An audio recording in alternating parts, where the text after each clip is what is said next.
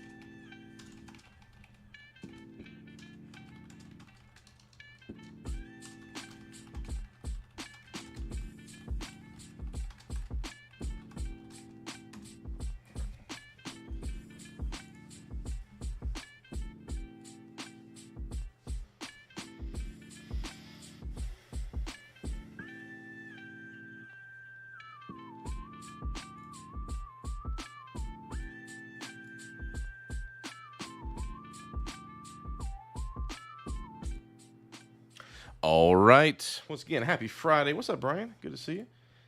Got some always good to see familiar faces, regular people coming in. That's why I do this because I like teaching, and I hope you guys learn a lot from these processes of going through the charts. These are important things that I think people need to know because a lot of people have been in denial that Bitcoin was going to enter into a bearish phase. A lot of people didn't want to believe it, but now here we are. And now some of the people that I've talked to on Bitcoin social media chats have come back and started to be like, okay, well, should we be short now? Before, it was all about like what six figures, what seven figures was it going to get to? And now it's sort of like, okay, well, now where's it going to pull back to? Because now, now I kind of get on, because I'm a contrarian, I have to just naturally flip to the opposite of what people are thinking. And so people are not necessarily going bearish just yet. In fact, let's kind of jump in and talk to it. I'm trying to run this thing on Twitter, and that's being a little bit of a headache, but I think it should be up on Twitter right now, so good. All right. Yeah. All right, good. I'm just checking that. So, had a Zero Hedge article, few actually, that I wanted to look up this week. Here we go. So this is the recent reason, and I always kind of use quotation marks like reason, because the financial media, even the crypto financial media, has to come up with a reason why price does what it does.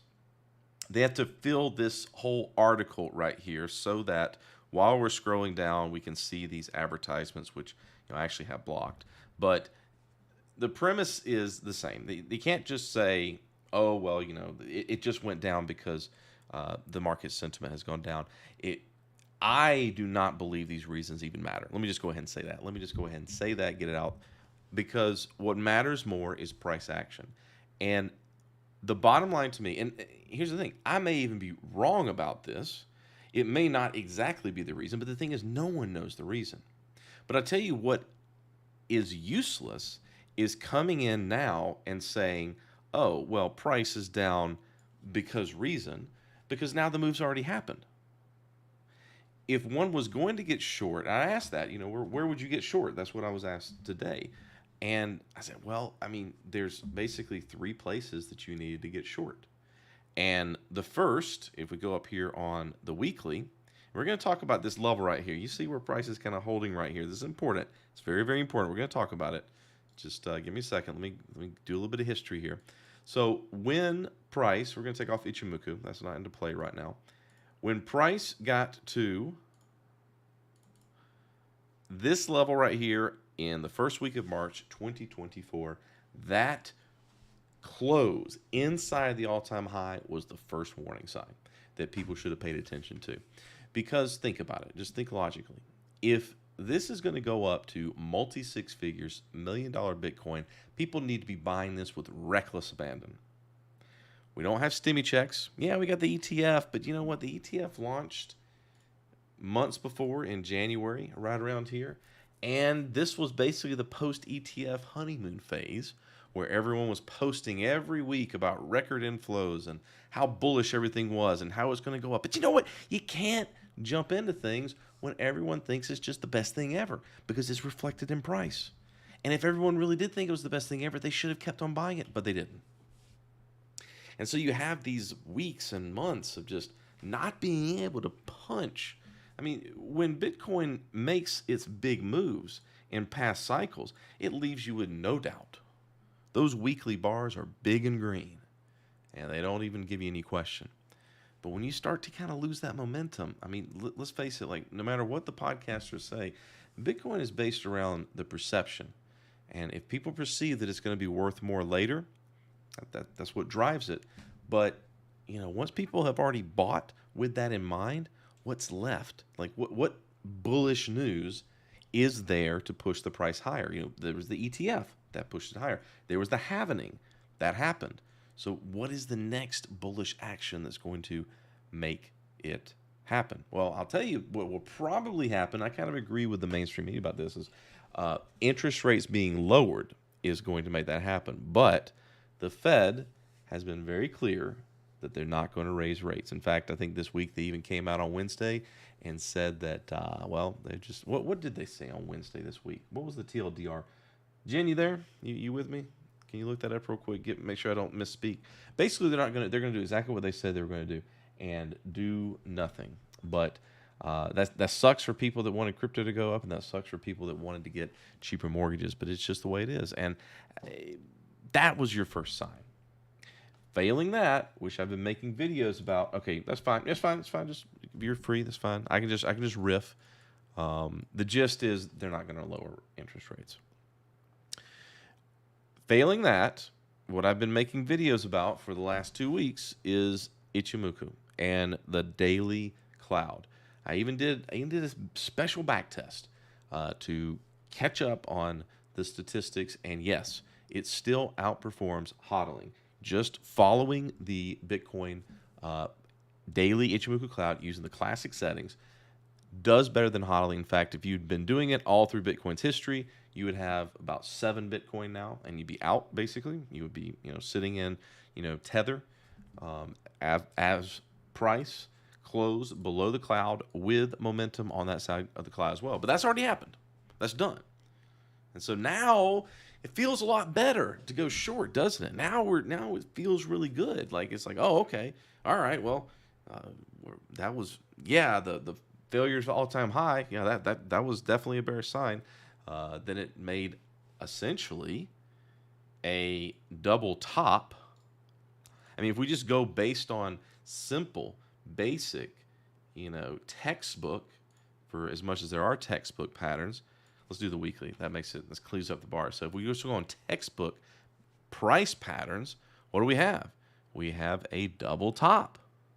And then textbook double top theory says that basically when you break that neckline, you're going to go down about as much as the neckline to the top. So basically about that much.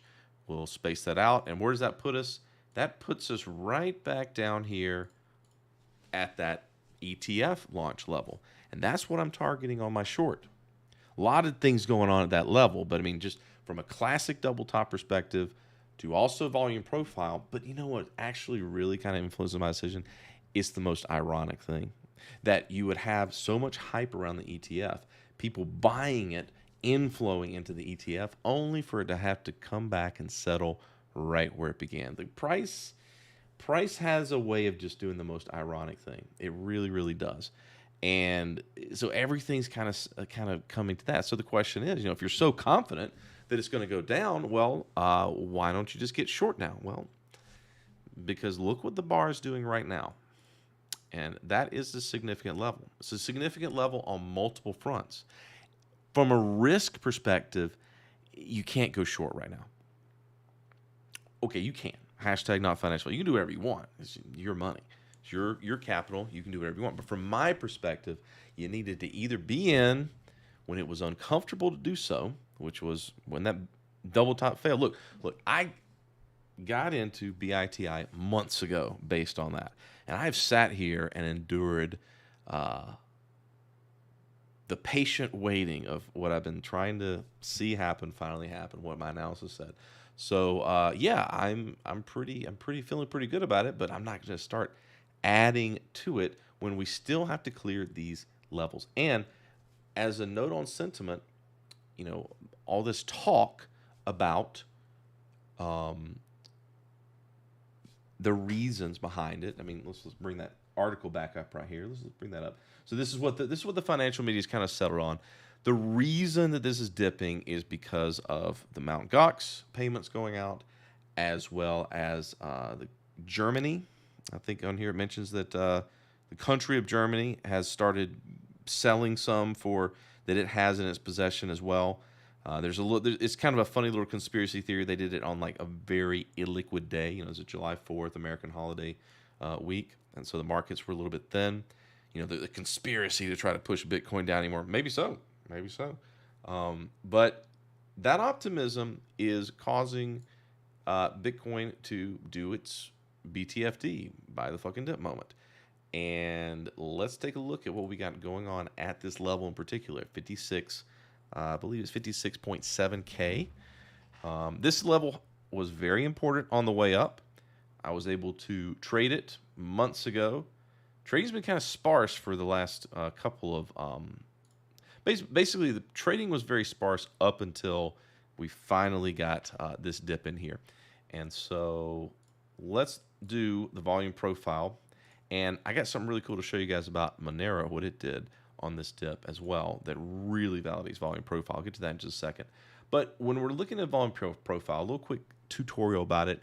We're looking at a period of time, which I call price eras, where the histogram, the yellow and purple you see on the left right here, is identifying for us where a lot of trading, a lot of volume happened at certain levels. And man, these levels, they're like a cheat code.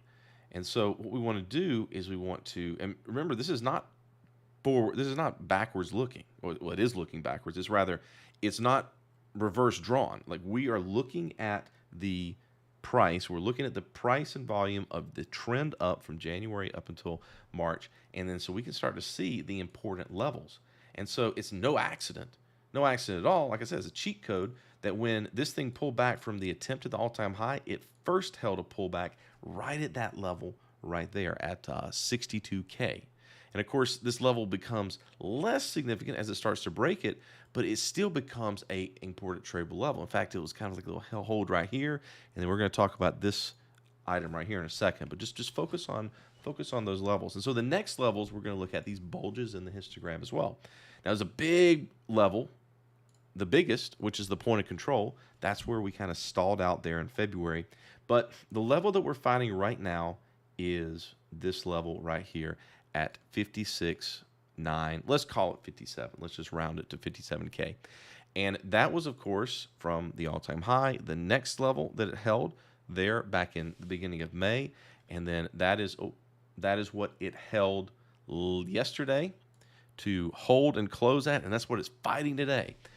And we've really got to kind of look here on the weekly and see what happens at this level, because there's another thing that's happening as well. You notice when I had Ichimoku on here, there's that green line. That's the Kijinsen, because it is a 50% retracement of 26 bars. But the reason you'll see me take Ichimoku off is because I think it's more important to actually analyze the trends themselves. Like, this is clearly the trend from the beginning of January up until the high, and that 50% retracement level is 56K. So 56K, 57K, this is the battle zone. And you can already see that people are buying it up off of this level. And it's a battle going on today, Friday. Market's closed. You're not going to get any more ETF inflows. We're going into the weekend. And I am very happy to be in the position that I am already short with profit. That way, whatever happens, I can kind of be nimble about it. But I'll tell you something. I'll be honest. I'm going to be honest. I'm going to have a moment of honesty here. I've sat uncomfortable in my shorts up until now. And so now I actually got to be more vigilant. I can't get complacent. But man, everybody, all the Bitcoin bulls that I talk to, let's face, I'll admit, I troll them a little bit. I'm a little bit of a troll. I am. Like, they are just absolutely convinced that all of the money in the world is going to be replaced by Bitcoin, and they're going to be the kings of this new order. And I'm just like, you know what? I just don't think people are going to give up power to you that easily. I mean, they send me podcasts to listen to, which are like religious sermons, and I'm not convinced. And so I got to poke at them a little bit. And so by poking, really, it's not, I'm not really being mean. I'm just saying, like, bull trends ended, guys. I'm not going to get out. What if some central bank adds it to their balance sheet overnight and it shoots up? Well, I don't know why a central bank would do that, why they would voluntarily give up the power of printing all the money they wanted. I mean, it's kind of like, why are you going to like adopt Bitcoin as your standard if you enjoy all this power from printing your own currency? Like, I fully understand Bitcoin, its premise, and I think to the extent that they care about it, they may as well. And they're like, no, I don't think that we're going to give up all the power we've enjoyed for over 100 years to make you rich, just because it's better for the people. I mean, the people, yeah, we're talking about our money here. It just doesn't make sense to me why they would give that up. But anyway, off politics. This is a support, and but I don't think it's going to stay here. but I have to acknowledge it. And so I'm not going to be adding at this point. Now, if we close the week below this level, I'm going to be getting interesting on. I'm going to be getting interested on some additions. I will. But we gotta beat this here. I'm going to be patient, just like I've been patient for the last couple months. I'm not going to start adding here unless I get some price action confirmation that we've broken this support. And my ultimate target is, like I said, for multiple reasons, the ETF launch. And so that's going to be the point of control for that consolidation right there. That consolidation is a price era in itself, and that's about 42.7K. And that's what I'm looking for. And so, yeah, we're going to see what happens this week, see if this short can continue. I'm confident. Now, I got into a futures short. Now, I'm short, by the way, BITI. That is the ProShares short ETF. Not trading spot, by the way. I'm not selling Bitcoin, buying Bitcoin. I'm doing it through all the TradFi derivatives because, well, if you're going to pay taxes on it, might as well. And so, plus, it's a lot easier. And plus, I think I get a dividend for owning BITI. I think so. It not really factors into my decision, but it's a lot better than trying to do it on exchanges. And so, and plus, you can do it in a tax-advantaged account. So that is a really good advantage to do with BITI. And then you know what? If I flip bullish, I'll probably use the ETFs as well. But I'm not going to buy them when everybody else is. That's for damn sure. Just can't. I just can't do what everyone else is doing at that time. So, what's up, Jeremiah? You think it's a bull flag? Oh yeah, we're going to talk about Tesla for sure. I want to see a wick at. Brian wants to see a wick at 61.8. Oh, you mean like on the Fibonacci? Well, oh, you see that, Brian? Look at where 51.8 is. It's right at that volume profile level. You know what? You got a chance to convince me that there's some validity there. Oh, 51.8? You know, your Freudian slip, though. Wait, it's the same thing we're talking about. Look at that. You Freudian slipped yourself into saying the same thing. Now we definitely know that's a support. So, yeah, I mean, that's kind of what my plan is. That's why I've got this labeled at that volume profile. It's the point of control of the leg up. This gets me excited. I mean, that's a pretty damn clear level, isn't it? 51.8. So, but I gotta, it's got to clear this right here. You know, crazy things can happen. Look, I got asked by Simple G earlier today about if I recommended this book, which is Trading in the Zone. Can I paste this? Oh, it's too large. Okay, hold on. Screenshot. Boom. So this book right here, Trading in the Zone by Mark Douglas. It's the second book that I recommend when people ask me, like, what trading book do you recommend? After Reminiscences of a Stock Operator. The first one, Reminiscences of a Stock Operator, is just a cool book. It's coming up on 100 years. But if you read the accounts and the stories and the lessons in it, it's going to apply to Twitter right now, even though this was written about markets 100 years ago. But the TLDR of this entire book is every chapter, its goal, it says it different ways. Still worth reading, but every chapter says the same thing. Anything can happen. And it's just really important to beat that into your head as a trader, because otherwise, you know, you get confident, you get cocky, and you think you can't lose, and you do. And just anything can happen. So I'm sitting here using the same analysis I've used for the last couple months, and I'm going to be patient. It's fine. So, but yeah, that's pretty cool. Yeah, we'll look at Rivian. I know that Rivian's been moving a little bit too. So, yeah, by the way, guys, I do this every Friday. Glad that you guys could join me. Make sure that you like and share and subscribe, because I think these are really useful techniques, a lot more than reading Bitcoin Twitter and finding out what their targets of 6-7 figures are going to be. I'm going to be here when this thing bottoms out, and I will make it very clear when I'm going to flip to the bullish side. So, yeah. And I'm going to talk about the whole way of why I get to these levels as well. Because look, I want to be a teacher first. Actually, no, I'm a trader first and a teacher second. But that's what I'm here to do, is to teach these methods to you guys. All right, so why was I able to get it at 63? And I'll tell you something, I was very uncomfortable at 63.7. So let's dig down a little bit deeper. So this is coming up into Sunday night. And I'm going to go through my thought process here. Of course, first of all, I know that based on let's go back to this point in time right here. So I know from the June 24th bar when price finally got on the bearish side of the cloud. Actually, let's back up a little bit further. So let's go through the 2 weeks ago. So this is where price is starting to flirt with getting on the bearish side of the cloud. This is Sunday, and then we have that Monday. Now on that Monday, I published my articles about how the bear trend had ended. Okay, how this way of looking at Bitcoin price action over multiple years, going all the way to 2011, was superior to just hodling and hoping for the best. You could actually own more Bitcoin if you got out before bear trends and got back in when you had bullish confirmation. It's the inverse of when price goes above the cloud, when momentum is bullish. And this long bullish trend right here officially started on this inversion back in October of 2023, which was preceded by the post FTX. Go back and look at it for yourself. Ichimoku with the classic settings, price and momentum, the lagging span on the side of the cloud. Or watch the videos that I did 2 weeks ago about this and learn. I'm here to teach. Or if you have questions, you can ask in chat. But if you're catching this later, go back and watch the videos. So this is now bearish, but I'm not just going to jump in. I'm going to wait. And so that waiting came up to Sunday earlier this week. Sunday this week when the markets open, basically in the evening time. And so if we're looking at this on this trend, so when I'm looking at volume profile, people ask me, like, how do you draw it? Where do you draw it? I want to look at specific price eras, okay?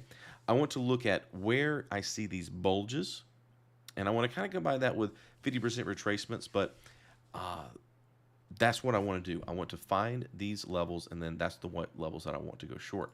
And so there were a couple of levels in here where this thing could possibly bounce. And so I see it starting to bounce here. I know I want to be short, but this thing, it's getting bought up. It's stabilizing, right? And so I actually took a loss. Let me find that level that I went short. I went short in the middle here based on, so we have this point of control here from the leg up. And so I've got a couple of levels here that I want to play. And so these become my trading levels for doing futures, because futures are open Sunday night. I can't do anything on my BITI. And like I said, I'm not trading spot. I'm doing futures and the ETFs for my positions. And so we're coming up. Let's speed these things up a little bit. And so Sunday night opens. I know that we've already held this. I want to grab this one right here. So let's just say right there. So that's that next level, 63K, nice psychological level. I go short. Set my stop, play some video games. This is about right when the market opens. I think, okay, market open, let's go. Well, that stops me out. Have a stop just a little bit above this level right here. So let's just go through this process. Short here. And I'm not mad. I'm not mad because I know that being bearish is on the side of it. I mean, I'm frustrated. I mean, I don't like taking losses, but there we go. And then it hits the next level. Boom. 63.7. So go short that. And of course, I'm going to have my stop right in the middle between the lines, because if it comes up to the next one, there's no reason to holding it all the way to that point. And there is too much risk. All right.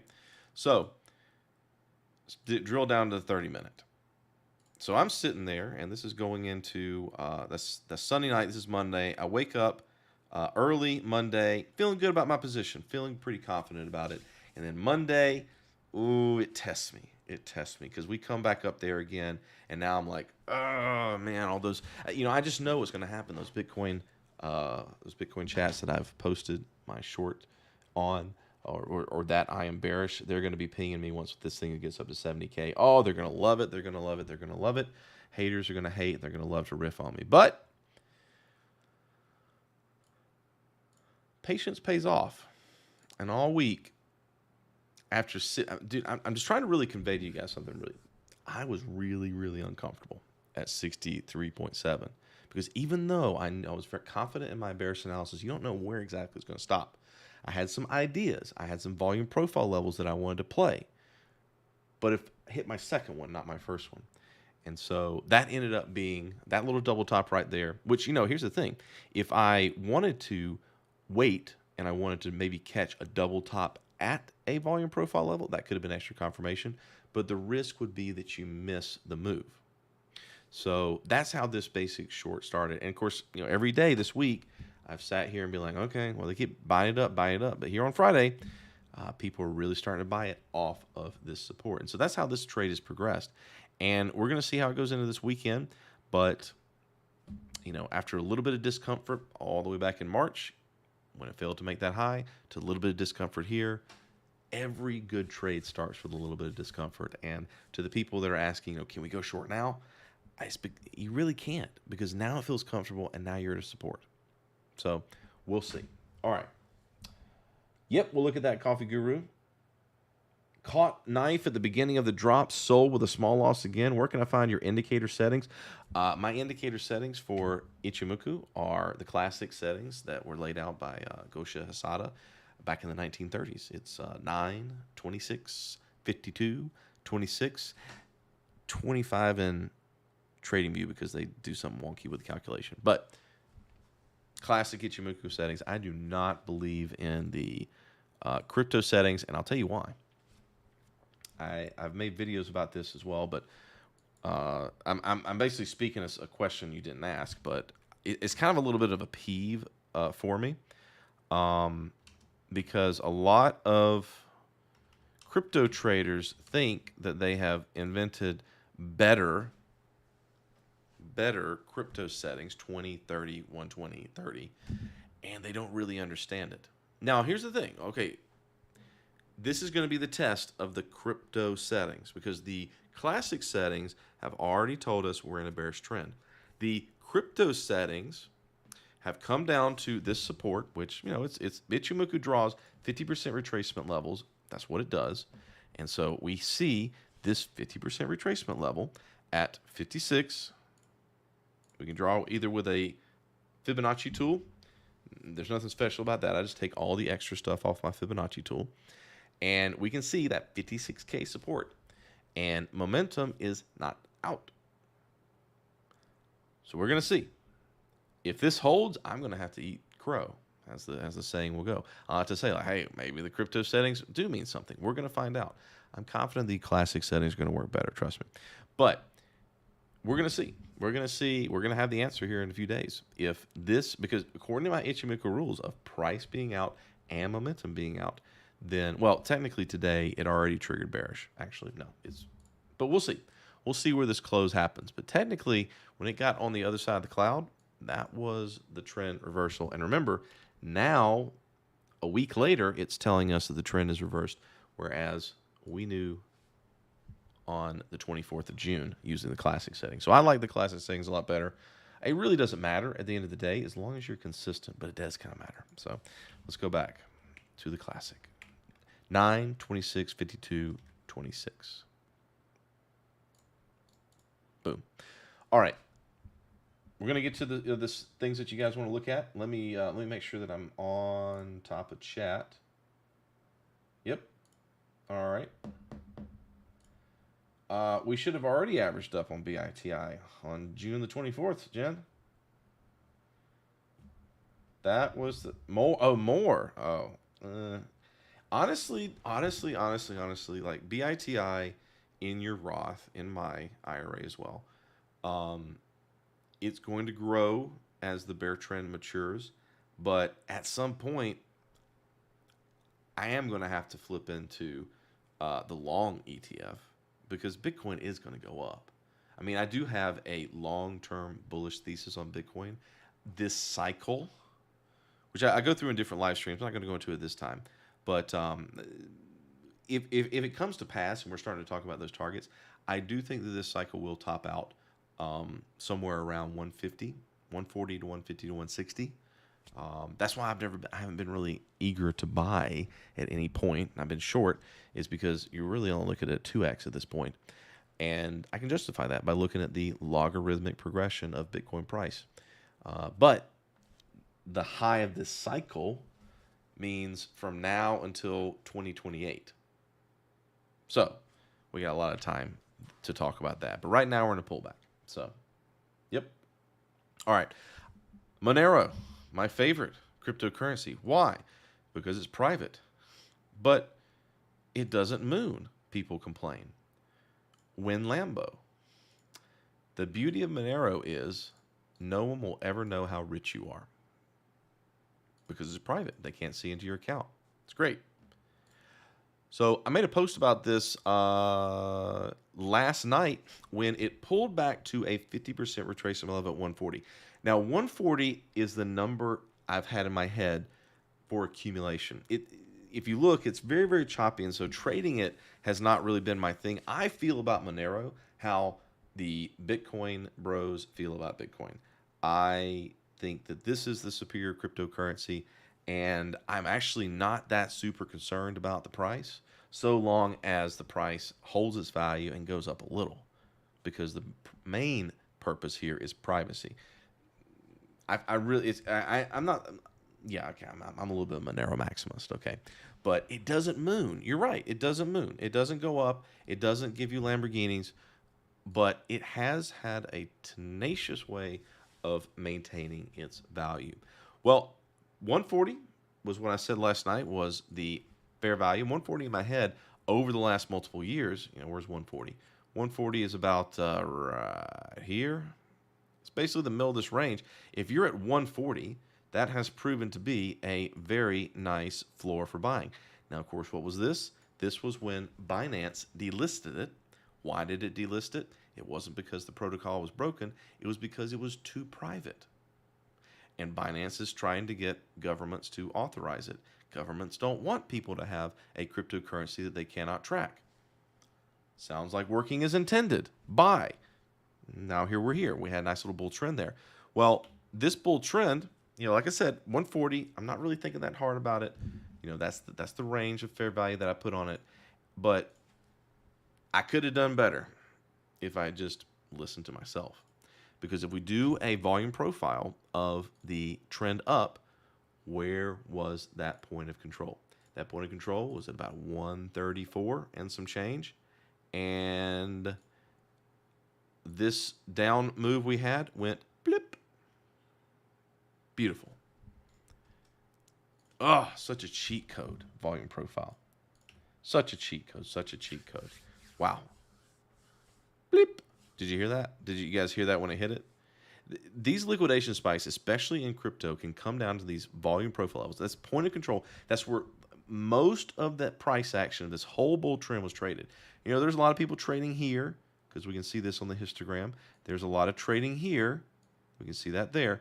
But a lot of people were getting long and trading here, and that becomes that point of control, and that's where it blips to. The next level is, of course, down here, but didn't get there. But, man, that's mwah. If I was cooking, that would taste good. But, yeah, I could have done better. I'm kind of kicking myself, but also sharing as a teachable moment for you and me to be a little more patient. But, yeah, Monero was down about, I think, 8% last night. It's back down to about 1.6. So I did kind of jump it a little bit there. But, man, that would have been – I wish I could tell you guys that I got that there. But the 50% was good enough for me. But that's just another example of how powerful and awesome volume profile can be. It's why I've started using it pretty consistently. All right, Tesla. Let's move to stocks. So I've got kind of again, I've got a confession to make because I try to be real with you guys. I am long Tesla, and where I got long Tesla was with some buddies of mine. I was actually a little, I wouldn't say upset with it, but I'd been hodling it for a very long time, and I took a loss by selling out at 150, I believe it was, right before earnings. Tax reasons, don't bother yourself with that. But then I was able to finally get it back at 168.80.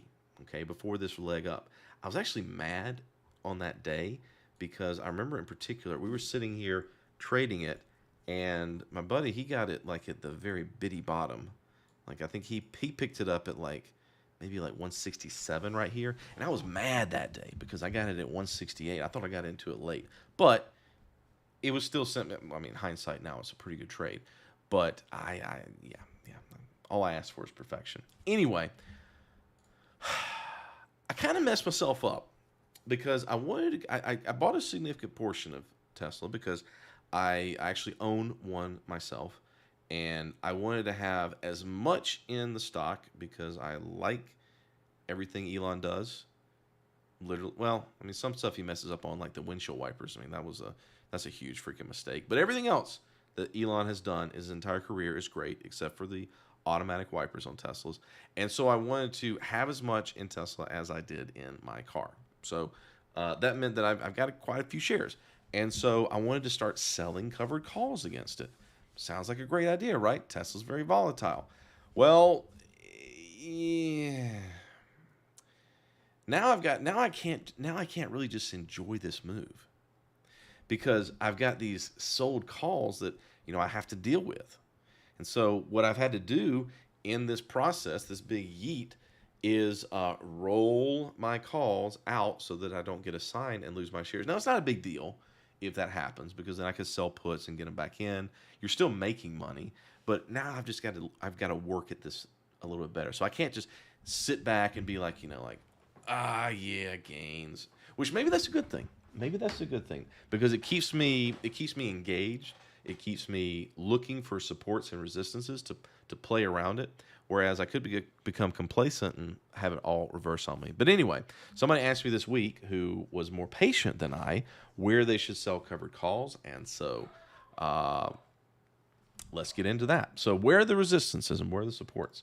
Well, let's do the same thing we do in everything. Let's look at the volume profile of this leg down.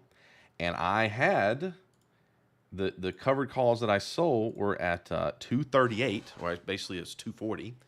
And so, yeah, that didn't last. That didn't even last the day. Actually, the first one I had was at 250. Well, the resistance I had was at 215. But I was really, really confident about selling calls based upon the 238 level. And, well, now we're past 250. So where's the next level? Well, let's go back to the prior price action. And let's see. Actually, let's grab this whole area in here from this big move down. And so we've, of course, got something at 300. But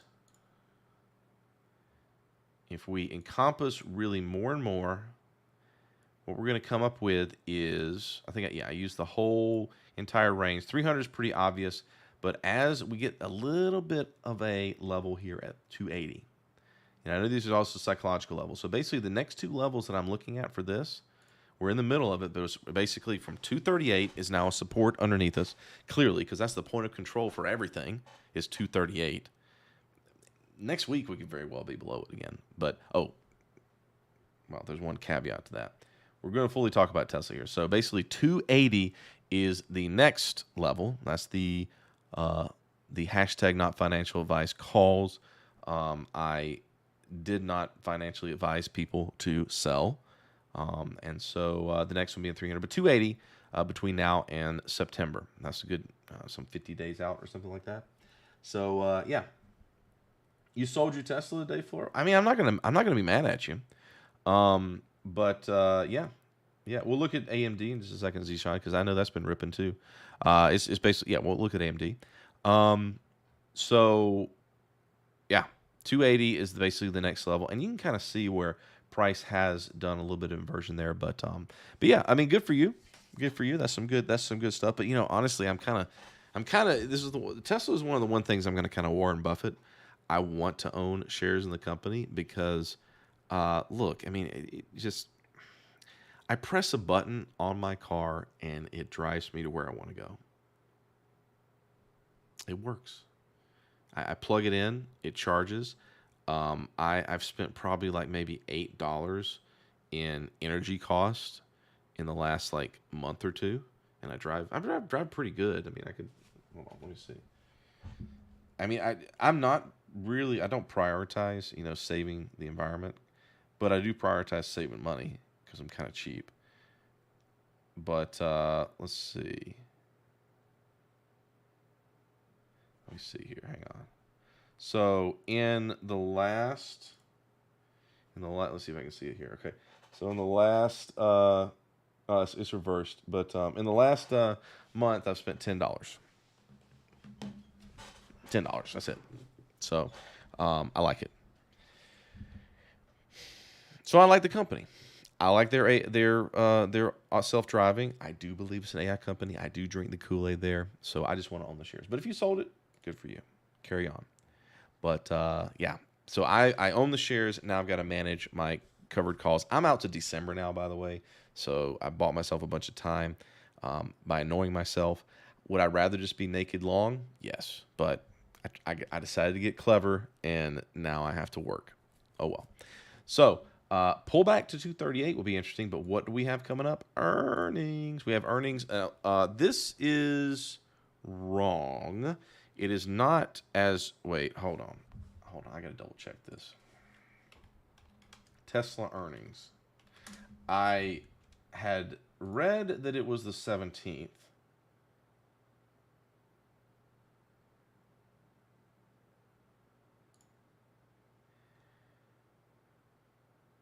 Let's see. Earnings date. No, okay. People told me it was the 17th, and TradingView was correct. It is the 23rd of July. Okay, so it's not the 17th. I thought so. And let's look at volatility, because that's very interesting for everyone that wants to play with Tesla. Everyone wants to play with options. What's happening now is Tesla IV is starting its pre-earnings climb. If you guys have watched my videos, if you guys have watched my streams, I really like doing shares nowadays. I have really since 2020, honestly, because everyone got into options, and I saw how much people lost on it. So I tried to encourage people to own shares in companies. They're a lot less stress, but not everybody listens. But if you're going to play with options, you at least need to know what you're dealing with. And the primary thing you need to worry about after Delta, the movement of the stock itself, is vega or volatility, implied volatility. This little indicator right here is a color coding way for me to look at volatility. And one of the things that you need to understand if you're going to trade is options is how earnings most of the time affects volatility. When it's before the volatility of before the January earnings date, volatility rose, and then again before the April earnings, volatility rose, and now going up until the July earnings, volatility is rising. Why does it do this? It's uncertainty. People are pricing in larger and larger moves. And so if you're looking to sell options, this is the kind of situation you want, except, that earnings is kind of nasty and can mess you up. But in general, you don't want to sell options when it's down here. But if you look at the trends of volatility, what you'll see is that the movement of stocks happens in about a month before the earnings. And so if you get in the trend the month before earnings, and let's say you buy a call or a put, and it starts moving your direction, you're making money on that option. You're also making money on the increase of volatility. So much so, oftentimes, you can offset the time decay. Basically, what I want you to understand is this one thing. Don't play options the day before earnings, because you're going to get busted when volatility crashes. The smart thing to do is play the options a month ahead of time. I know it requires some forward thinking. It's not nearly as gamblery. It's not as fun as, I'm going to bet on black. Day before earnings, Tesla's going to tank because deliveries. I know it's not as fun, but I mean, if you're trying to make money, you want to do consistent things. And consistently, IV rises into earnings and then crashes right on earnings. I've gone through multiple iterations of stating this to people, trying to get people not to play that game. But you know what? They're not doing it for a business like you should be for trading. They're doing it for fun. And so, that being said, we are bullish. We are clearly in a bullish yeet on Tesla, and we have a lot of days before earnings. And I say this because it makes me uncomfortable. It's probably going to keep on going. Let's face it. If it's already this, there's no reason for it to stop now. Basically, what's going to happen is it's going to run itself up to the day of earnings, and then it's probably going to crash. That's just what these things do. Or it doesn't. Or it runs up and then runs up to some more. Earnings are a coin flip, absolute freaking coin flip. It's just people's opinion, but I feel way more confident that Tesla's going to keep on going up to the date of earnings than I know what is going to happen on earnings. So, really, if you nail me to a wall and have me tell you what do I think is going to happen, I think we're going to go up to about 280 before earnings. That's ambitious. Bear in mind, I don't want this to happen. I mean, I do because I own the shares and, I'm hedged fully, but I'm not getting the full amount because I've sold calls. But nevertheless, that's what I think is probably going to happen.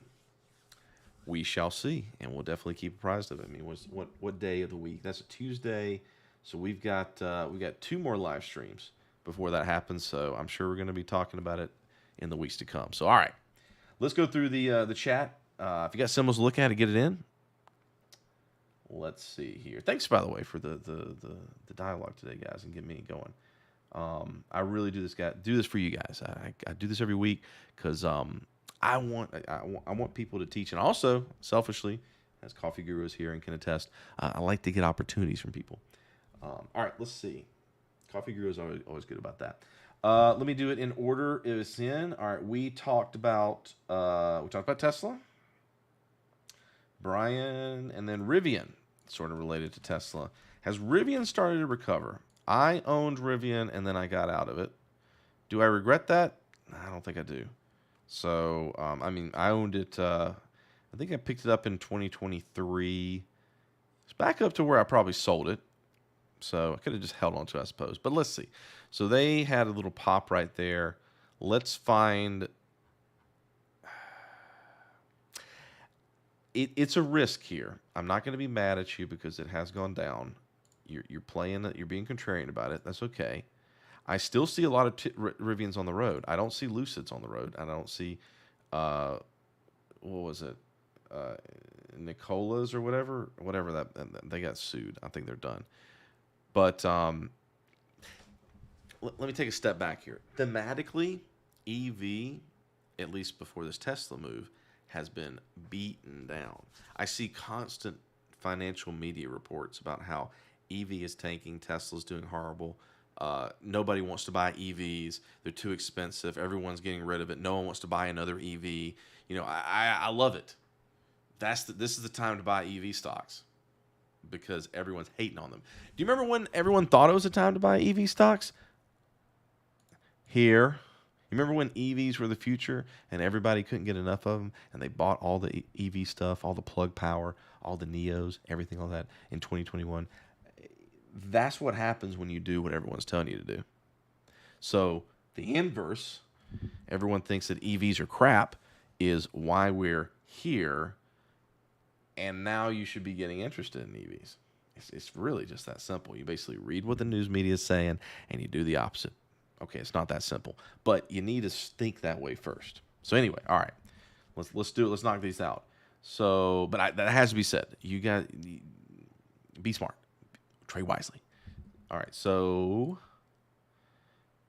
nice little point of control here. It's battling up against this level 1544, which that is pretty clearly what it basically spiked above. Let's find out the point of controls for the consolidation period right here. There's another one. If you can get this thing above 1544, I'm thinking you're going to be in some good shape here. I actually think that Rivian might be something I'm interested in as well, just for the contrarian play of it. It was really kind of a debate for me if I wanted a truck or I wanted to get a Tesla. Although Rivian wasn't my first choice, it would have been a Ford F-150. But a guy needs a truck, or at least men feel like we need trucks. We don't really use them often, but it's nice to know that you can throw stuff in the back, right? But Rivian, as opposed to the Cybertruck is garbage. I used to have a positive opinion. I went from neutral to now being slightly negative. I take that back. Automatic wipers and the Cybertruck are some of Elon's failures. it's just the build quality issues, like the things I see about. Never mind. I'm not going to go into that. Basically, I wish that Tesla would have come out with like a more standard truck, like Rivian did. Rivian came out with a truck. If you see it coming at you on the road, you know it's a Rivian. So it's got a brand. It's like, oh, well, that guy's got a Rivian. Okay, it's an electric truck, but it's still a truck. You can throw stuff in the back of it. Serves that purpose. Great. The Cybertruck, it's not even useful.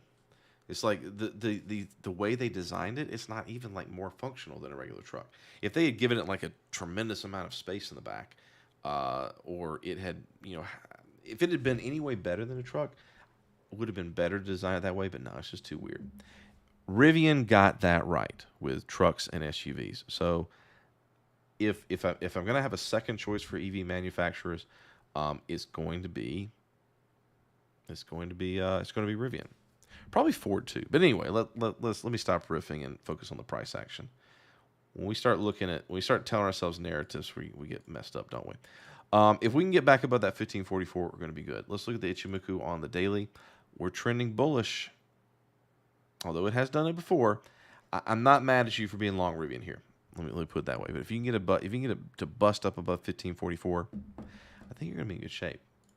Weekly, it's got a little bit of ways to go. I'm going to be slow, and I'm going to wait for this weekly to get above the cloud. So I'm going to be patient on that. Call me a wuss. What is Ford doing, by the way? Every single car company has been very downtrodden in the media. But what's another car company while we're looking at these? Ford's not quite out yet. GM's going up. It's pretty surprising, actually. Who's another car company, guys? The Cybertruck marketing was it had a good like wow factor at the beginning, but now it's kind of a joke. Like it's the build quality issues are kind of really making it really start to have a bad name for itself. And I've known from owning a Tesla, the build quality is like not good. It's not good. I mean, the car stays together, but it's just like the gaps and everything. Like, it's not. I paid for the car to drive itself, not for the quality. But all right, I got a lot of stuff to look at, so I need to stop riffing. Let's see. So Brian was asking. I see here you asked about. Let me make sure I got all the things here. We looked at Rivian, and I got to look at WMS. And then we'll talk to your point, Brian. Basically, Brian, wheel strategy. Since you asked, and since I am currently doing it on Tesla, the last one I did it on was Kroger. I'm currently not in a Kroger position, but maybe I want to, for Jen's sake. We'll talk about the wheel. Let's do that next week. Not cool? Because we're coming up on the full hour right now. When I had a live stream, I hate to say this, but when I had a live stream that was under an hour, which I'm about to pass anyway, it's fine. It got caught by the YouTube algorithm, and a lot more people saw it. So I kind of want to keep it under an hour, but there's just a lot for me to talk about. So I like spending time with you guys, but do what you can for me to get that out, so I can talk as long as I want, and I don't have to try to play this YouTube algorithm game. All right, so WMS. Let me do the analysis very quickly and quietly. The 50% is there. We've got this high up here, and then let's do a volume profile. I don't necessarily need Ichimoku.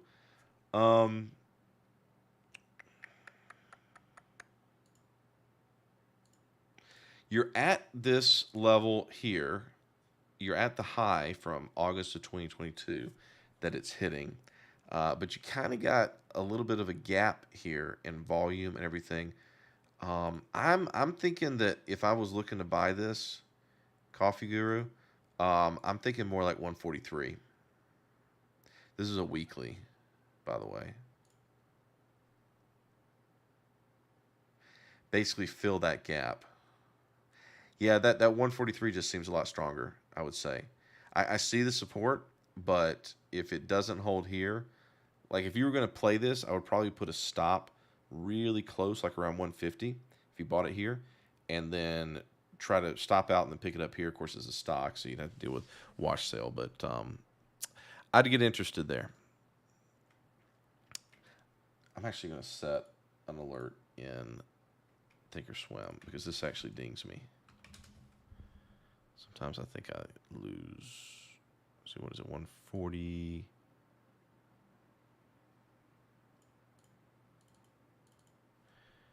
$143.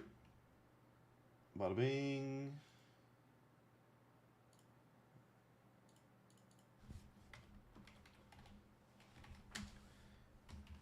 Thank you. 143 alert. Go, go. All right.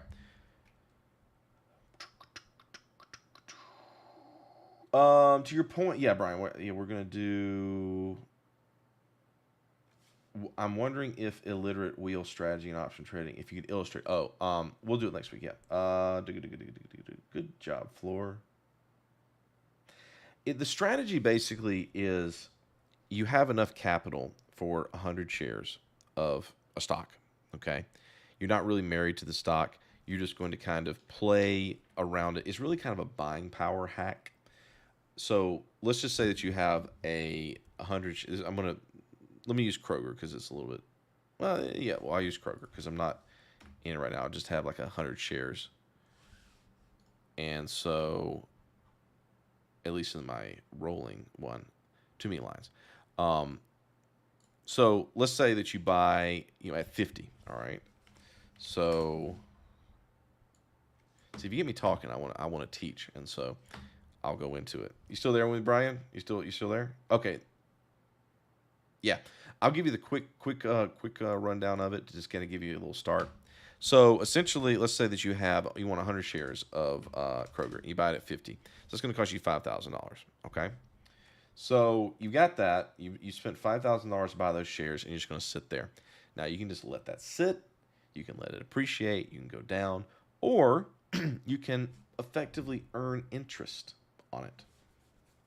And what you do is, now that you have those shares, you can sell options, calls against it, because a call, if you buy it, it's the option to buy the stock at this price at a future date. Option, but not obligation.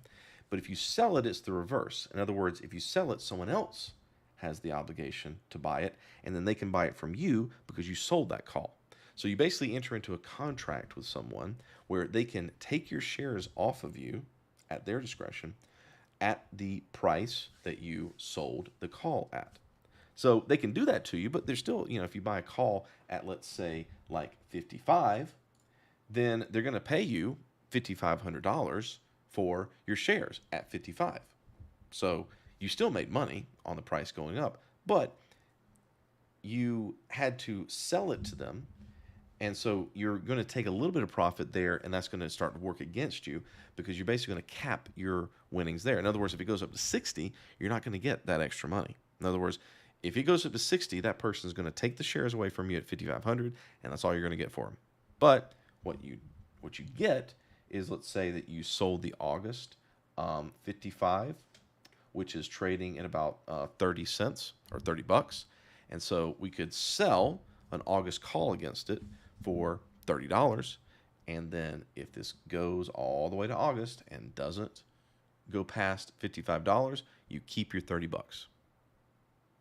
Doesn't sound like that much, does it?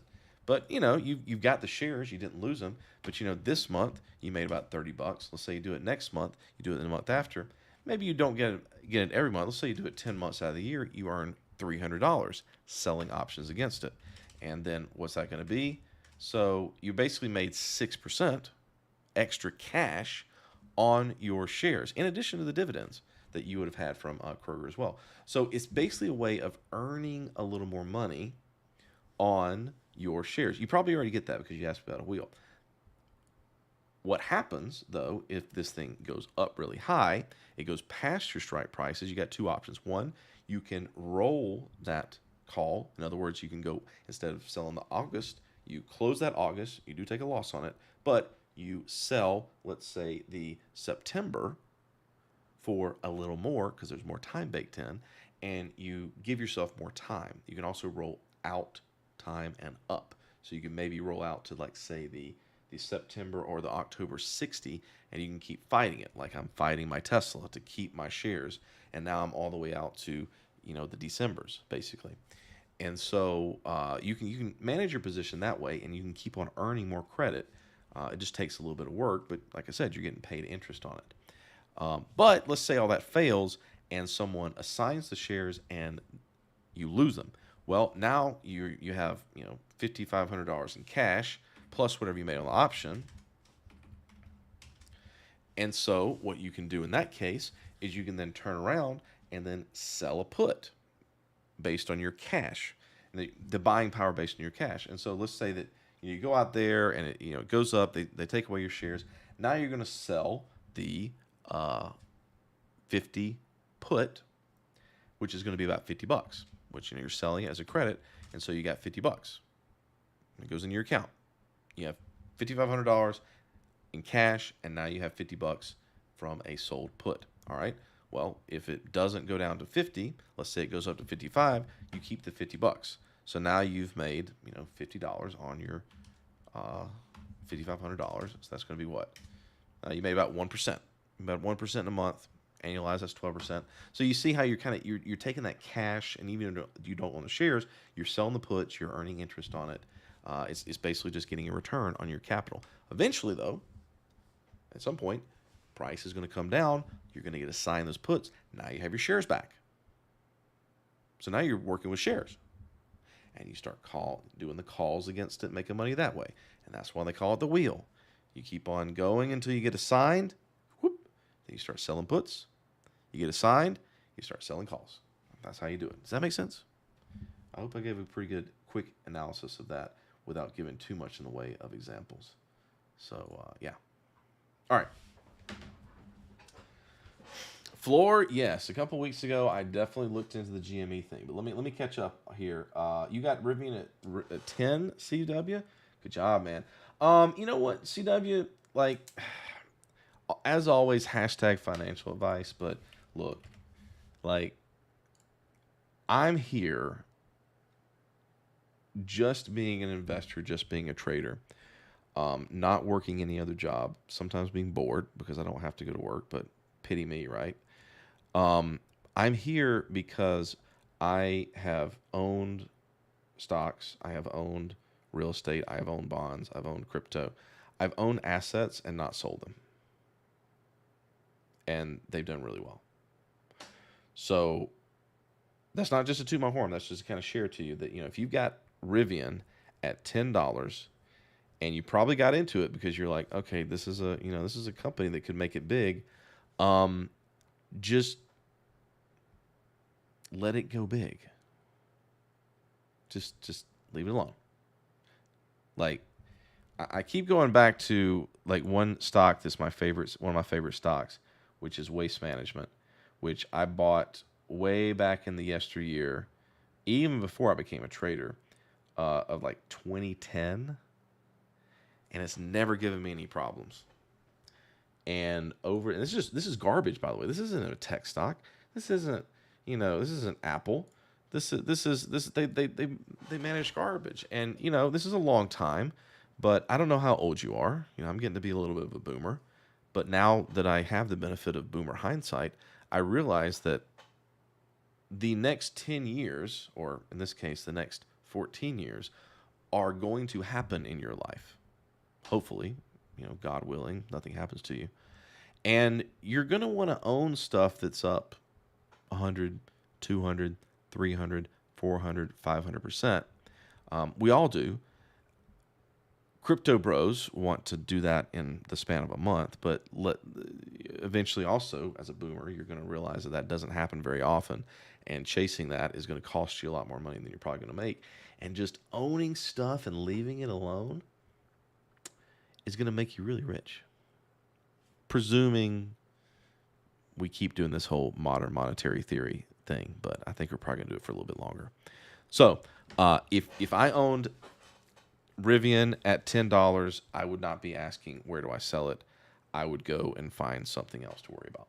I would go be looking for my next opportunity. I would be like, okay, if this thing comes back to 10, then I'm going to have some questions. But as long as it doesn't do that, it's probably better if I just forget I have it for a couple of years. So that's my advice on owning Rivian at 10. I wish I owned it at 10. If I owned it at 10, I would have forgotten about it. Actually, I'm kind of hoping that maybe I didn't sell it. Maybe I forgot about it. It's not like I need the cash at like $13.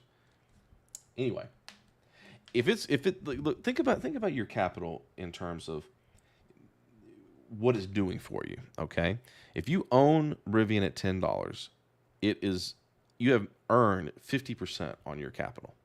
That's good. I mean, that's a lot better than bag holding something going down. Like, cut the losers. Like, things that are losing you money. Like, I made a video about waste management, because this is one of my, not waste management, Walgreens. Good God. It just keeps going down. Like, I made a video about this. I had to make it because they had earnings a couple of, like 2 weeks ago. And I bought this at, what did I get this at? I think I got it at, this is in January. I picked this thing up at $23 because it was at like a 20-year low. Made sense at the time. Trying to see if I was picking it up. And it went down. You know, it started going back. It went down below the low that it made in November of 2023. And I cut it. That's money that wasn't working for me. And it's just kept going down. This is the stuff you need to worry about. This is what hurts you. This is where you exit a position, when it's hurting you. But right now you got Rivian and it's helping you. So just let it go. Just leave it alone. If it starts hurting you, respond to the pain. But this is just that kind of, I get it. You don't want to lose the profits, but I'm really just saying the fancy way from conveying my experience. Let your profits run. Everyone hates EV right now. It's just when some people hate an asset class, oof, man, that's when you can look back and you can be like, yeah, I stood the course. So I don't know what it's going to do, but if I owned it at 10, I'm not going to touch it. So, all right. AMD is, well, there's my long right there off 148, so I'm good. It is coming up to a resistance right now, but again, I'm not really that concerned about it. 176 is the level to beat, so I'm just going to sit here and hodl this. So, stop was going to be below 135. Did not get close to it. AMD, looking good this week, but not at any kind of target yet. The target I have, by the way, on this, because it is a tech stock, and tech stocks are a little different. It's a lot different. Like if you're buying it here and you take profit here, that's basically what we're talking about with the Rivian deal. You bought it at a big low, you're taking profit at the first little 50% move up, and you might really regret it. Now, when we have like a big blow off and we're really just buying a pullback, when you have a big bull trend that's been going on for 2 years and it pulls back and you get in, that's when you're going to be like, okay, I'm catching this late into the bull trend. I'm still exposed to some risk. Now these are when I want to take profit. Okay. Chip manufacturers, they're good right now. That means you need to be defensive because everyone likes them. Rivian, hated. See the difference? Everyone thinks that chip manufacturers are the best thing ever. That means that they could not be, just like EV was. You got to think this way. Think these ways. I'm trying to help you out here. So, are you get it? Am I getting through to you? I'm kind of jealous that you have Rivian at $10 if it's up 50%. Hell yeah. Anything up 50%, I'm like, think about it that way. Your capital is up 50%. If you put it in a high yield savings account, you'll only be up less than 5 at the end of the year. You done good. Don't get in the way of yourself. Don't get in the way. Don't get too clever. Don't get too clever. Don't get smart all of a sudden. All right. 95% of people lose everything, especially in crypto. Yes. 99% of the people that use leverage do. Let's see.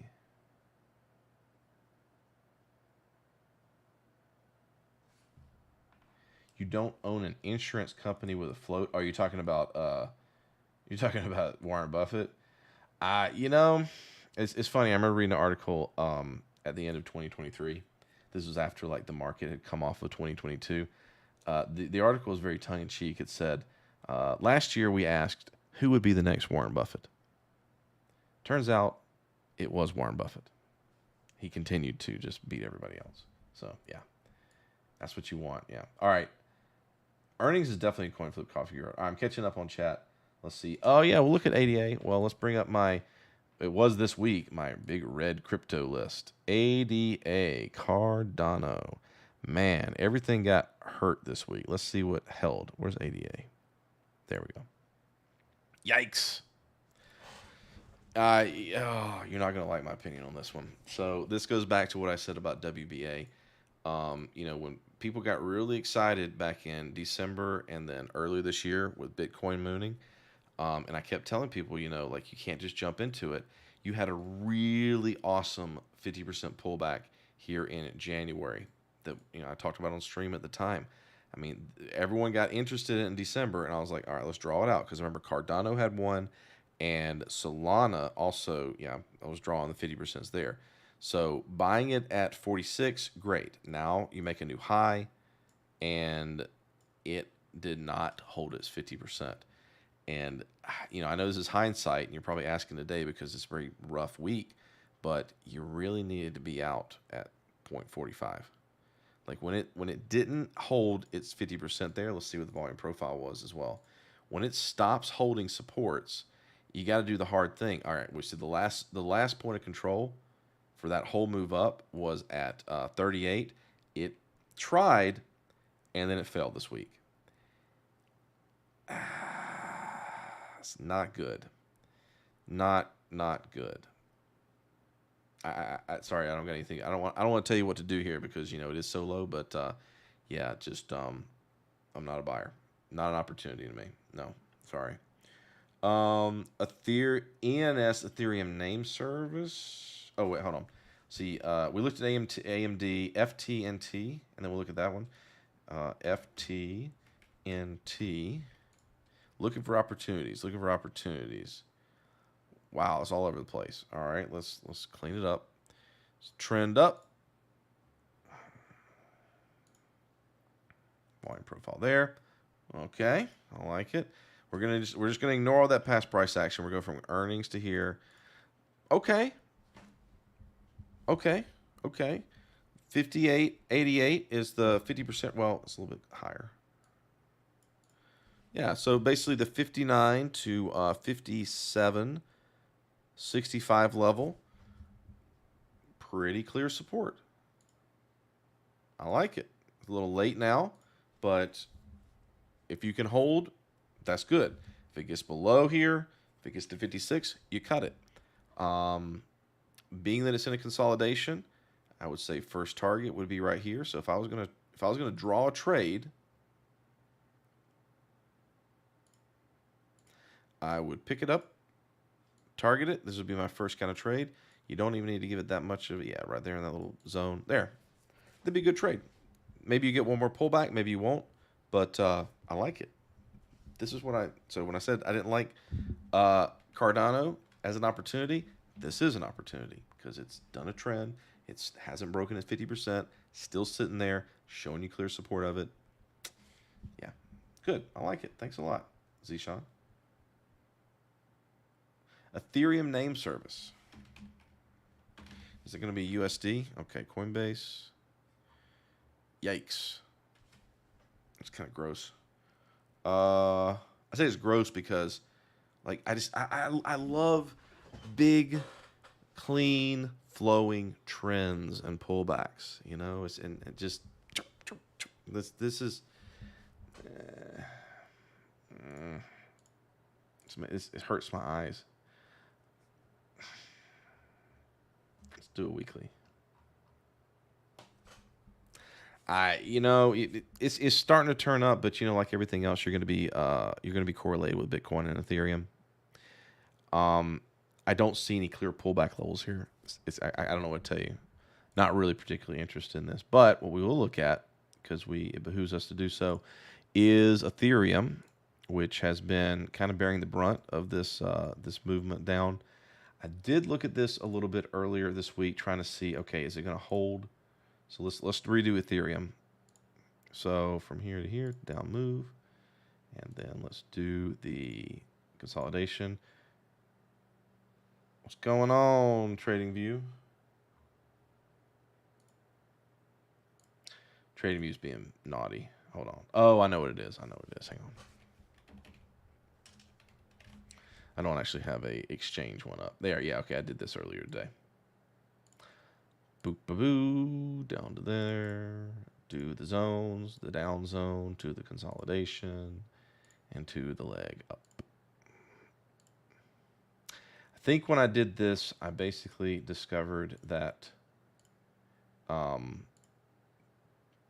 there's one there, and there's that one there. So 2,900, let's call it 2,900, is going to be the level for it to hold. It's spiking, it's liquidated down below it, but just like Bitcoin, it's at a support. So yeah, you got Bitcoin as support, you got Ethereum at a support. You got to see what happens this weekend. So yeah, 2,900 Ethereum. There you go. Next level is going to be probably down here around, yeah, it's going to be around 2,300. So maybe some stops right here, but we'll go with that as the main one. All right.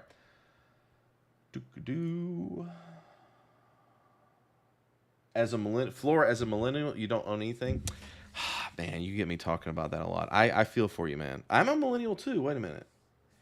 Nah, yeah, it's hard for people for different reasons, but yeah, boomers definitely have all the wealth in this country, but you at least probably have some job experience that Zoomers don't have. Zoomers are actually really, really, really screwed. Like, there's no way, like, mathematically they can own a house now. But I think the thing that appealed to most people about crypto was that they could maybe take the small amount of capital they did have and turn it into something larger very quickly. But in the history of finance, that just doesn't really happen that often or consistently. The flip side is that, people need a down payment to start investing in real estate, and that boat has basically sailed with inflation. I could talk about this forever, and maybe you catch me at the beginning of the live stream, and I can't make a one on it, but I actually spend a good amount of time, and one of the reasons I try to teach trading and investing is to help people to grow capital in ways that I think and have seen work. But I don't have like the ultimate answer for how do I turn $5,000 into a $200,000 down payment for a typical house in like a nice state. I mean, it takes time, and it just does. You might get lucky, or you let it sit for, like I said, with the waste management, and you multiply it fivefold over 15 years. But people don't have 15 years, or that you do, but you want it now. So time, money over time, man. That's the only sure way, but it's not really a satisfactory answer, I know, because you want it now. All right. Whipsaw song. Oh, okay. Yeah, Zishan, I like it. I like the support. So, all right. Let's see here. Oh, Floor, you asked about the GME thing. Bro, come on. I actually did talk. I actually had a live stream about it a couple of weeks ago. Go back through YouTube and look. Maybe a couple of weeks ago, I know I mentioned, I've talked about GME multiple times, and the answer is basically stop it. This is not how you're going to build wealth. Because, first of all, I don't know what Roaring Kitty is doing right now, but his cost basis on all these multi-millions that he's bragging about is $20. So he's only up right now. If he's really hodled, like been a cheerleader, like he's basically only up about 20%. And any move can threaten that. So there's that. He really should have gotten out before earnings instead of cheerleading it. And man, this I really don't like this kind of stuff because this is what messes people up. Like you're getting played. You're getting played by the hedge funds. You're getting played by Wall Street, and of course it's under the guise of you're beating them, but you're not anymore. There was that one-off event 3 years ago where a few hedge funds got on the wrong side of things and they got liquidated or killed. But these hedge funds are not that much different from you. They are made up of people who have 2 legs, 2 arms, most of them do, 2 eyes, and a brain that is subject to emotions of fear and greed. They're still human like you are. You're not. You're probably not smarter than they are. In fact, I almost guarantee you're not. They make mistakes too, and they made a mistake. But a lot of other hedge funds that were on Wall Street bets and saw what was happening made a ton of money off retail. And the people that sold these calls to those people that bought those calls before earnings on GME, they made a killing. And they knew they were going to as well. You're getting played. I don't know if the Roaring Kitty guy is playing you in particular or if he's actually drinking his own Kool-Aid, but even if you made money on GME, even if it mooned to 100, are you going to put every bit of your life savings into it? Okay, let's say you do. Let's say you got $100,000 to your name, okay, and you put it all on GME at $25, and it goes to 50. Let's say it goes to 250. All right. Let's say you got $1 million. All right, you got $1 million now because it 10x. You're sitting on $1 million. You can't retire on $1 million now. I mean, you can, maybe go to another country, but what are you going to do with it? Are you going to put it in a high yield savings account earning 5%? That would actually be pretty smart right now, but it's not really going to last that long, depending on your lifestyle. So what are you going to do? Well, you got to trade. You got to make more. So you're going to sit here and you're going to wait for GME to moon again. Well, you're going to see things like this. You're going to see it kind of moon, and you're going to see people try to repeat history, and it's not going to happen. The next moon is not going to happen in GME. It's not going to happen in AMC. It's going to come from where nobody expects it. But you didn't learn how to find it because you're just reading Wall Street Bets. You're just reading this guru telling you what it is. You learned no skills to make money. You just got lucky. You can't repeat it. So yeah, you made money off of it, but what did you gain in the process other than money? You didn't gain the useful skill of using technical analysis, using proper investing techniques. You didn't learn how to look at charts to find more opportunity for yourself to make more money for the rest of your life or the rest of your career. They're trying to make it boring, Jen says. I mean, they got all kinds of narratives, but the bottom line here is, yeah, you can make money on it, maybe. Probably not. Probability not. But if you did, what did you learn? You learned nothing. You learned to read what social media was talking about and then buy it. And that will lose you money if you do it long enough. So that's what I think about this GME stuff. It's totally useless to me. I'm not interested in one-offs. And this is a one-off. And it's fun, feels good, but it's just one stock. There's thousands more. And if you learn a technique, if you learn where to find support and resistance, you can play those and put your money in different things and repeat this strategy. So I really don't like it because it doesn't teach people anything. It doesn't make people better traders. It's just a quick, very unlikely fix. But what happens invariably is people win and then they get cocky or they feel like they need to repeat it and then they blow it. So I'm just very much against the GME stuff, and it's just when it fails, I'm not surprised. but I don't like people getting caught up in it.